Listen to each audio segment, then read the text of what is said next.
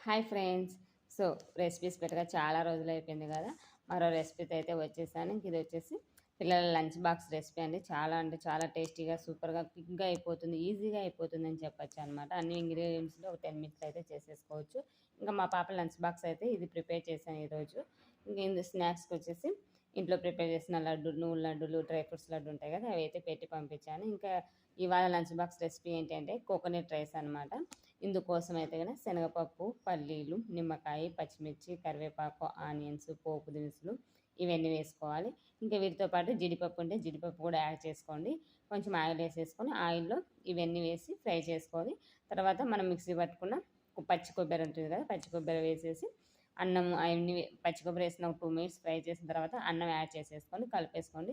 ఇందులోకి నెయ్యి, టమోటా ఇవన్నీ యాడ్ చేయొద్దు. టమోటా అవసరం లేదు. లాస్ట్‌లో మనం నిమ్మకాయ పిండేసుకుంటే మనకి ఆ పులుపు అనేది సరిపోతుంది.